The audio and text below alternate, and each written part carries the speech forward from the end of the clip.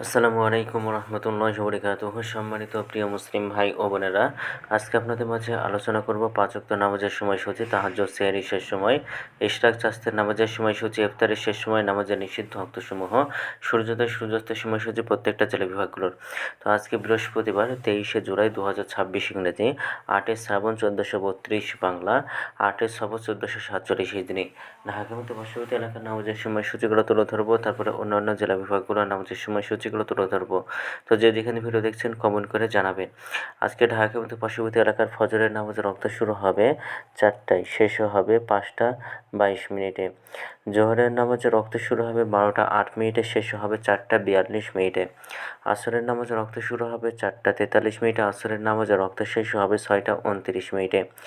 মাগরিবের নামাজ রক্ত শুরু হবে 6টা 50 মিনিটে, মাগরিবের নামাজ রক্ত শেষ হবে 8টা 12 মিনিটে। এশার নামাজ রক্ত আজকে শুরু হবে 8টা 13 মিনিটে। এশার নামাজ রক্ত আজকে শেষ হবে 3টা 55 মিনিটে। অর্থাৎ শুভে সাদিকের পূর্ব পর্যন্ত এশার সময়টা বিদ্যমান থাকে। এই সময়ের মধ্যে এশার নামাজ পড়তে পারবেন। আজকে ঢাকা মতো পার্শ্ববর্তী এলাকার সেহরির শেষ সময় হলো 3টা 54 মিনিটে, আর ইফতারের সময় সন্ধ্যা 6টা 50 মিনিটে। আজকের নফল নামাজের উত্তম সময় ইশরাকের রক্ত সকাল 5টা 37 মিনিট থেকে 8টা 43 মিনিট পর্যন্ত। চাঁদের রক্ত সকাল 8টা 44 মিনিট থেকে 12টা 1 মিনিট পর্যন্ত, এবং তাহাজ্জুদের রক্ত 12টা 55 থেকে 3টা 55 মিনিট পর্যন্ত। আজকের নামাজের নিষিদ্ধ অক্ত হলো 3টার সময়, সকালে 5টা 23 থেকে 5টা 36 মিনিট পর্যন্ত, দুপুরে 12টা 2 থেকে 12টা 7 মিনিট পর্যন্ত, এবং সন্ধ্যায় 6টা 33 থেকে 6টা 46 মিনিট পর্যন্ত। এই ছিল ঢাকার মতো পার্শ্ববর্তী এলাকার নামাজের সময়সূচি। এখন আলোচনা করব বিভাগীয় শহরের জন্য উল্লেখিত সময়ের সঙ্গে।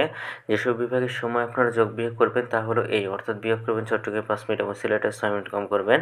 ঢাকার মতো পার্শ্ববর্তী এলাকার যে নামাজের সময়সূচিটা রয়েছে সেখান থেকে যোগ করবেন খুলনাতে 3 মিনিট, রাজশাহীতে 7 মিনিট, রংপুরে 8 মিনিট, বরিশালে 1 মিনিট বেশি করবেন। ঢাকার মতো পার্শ্ববর্তী এলাকার যে নামাজের সময়সূচিটা রয়েছে সেখান থেকে এই 4টা বিভাগে আপনারা একটু বেশি করবেন, তাহলে হবে। তো আজকের ভিডিওটা বেঁধে ছিল, আর এই সূত্রকে নিয়েছি ইসলামিক ফাউন্ডেশনের। ভিডিওটি ভালো লাগলো অবশ্যই চ্যানেলটি সাবস্ক্রাইব করে পাশে থাকবেন। ধন্যবাদ সকলকে। আসসালামু আলাইকুম রহমতুল্লাহি ওয়া বারাকাতুহু।